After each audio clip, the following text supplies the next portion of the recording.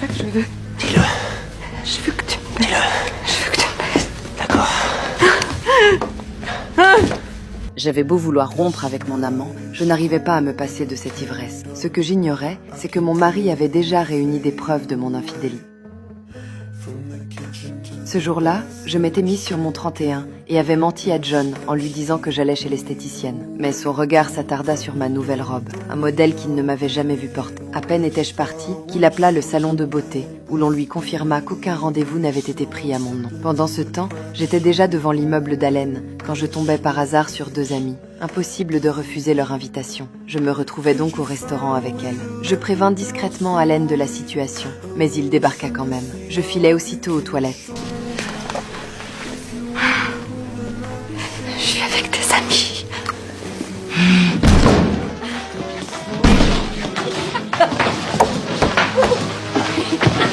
Tu me mets dans les endroits les plus chics. Là, emporté par son élan, nous vécûmes un moment d'une intensité particulière. Quand je regagnais ma place, mon ami était justement en train de raconter sa propre aventure. Il se passe quelque chose, quelqu'un qui s'en aperçoit ou quelqu'un qui tombe amoureux et ça finit en désastre. Ça finit toujours en désastre. Ces mots m'inquiétèrent. Je voulais en finir avec Allen, mais le désir l'emporta sur la raison. Ce que je ne savais pas, c'est qu'un employé de John avait été témoin de la scène. Lors d'une dispute professionnelle, il lui glissa quelques mots lourds de sens. Commence par ouvrir les yeux sur ta propre famille, Ed. Regarde où elle en est, ta famille, putain. À cet instant, John n'eut plus aucun doute et engagea un détective privé. Je veux que vous suiviez quelqu'un.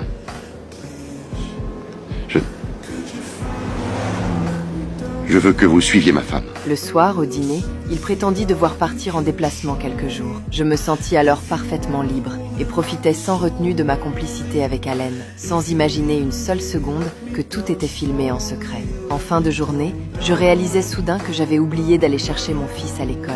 La culpabilité me submergea aussitôt et je pris la décision de mettre un terme à ma relation avec Allen. Mais en arrivant devant chez lui, je le vis en compagnie d'une autre femme. La colère m'envahit et je me lançai à leur poursuite. Arrêtez! Calmez-vous! Qui c'est, ce là? Qui c'est? Viens, calme-toi. J'essayais de fuir ce cauchemar, mais je fus une fois de plus incapable de résister. C'est ça que je veux. Dis-le. Je veux que tu me baises. Je veux que tu me baises. D'accord. Pendant ce temps, John reçut les preuves de ma trahison. Fou de rage, il se rendit à l'immeuble d'Allen et me manqua de peu alors que je sortais du bâtiment. Quand Allen l'aperçut, il ne montra pas la moindre nervosité. John fixa les draps froissés, la fureur envahissant peu à peu son esprit. Puis son regard tomba sur la boule de cristal qu'il m'avait offerte et il explosa.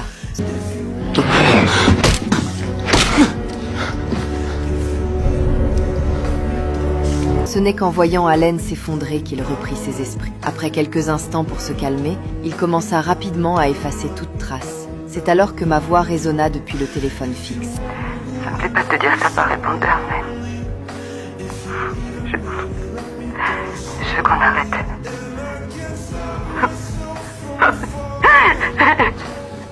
Je peux pas continuer comme ça.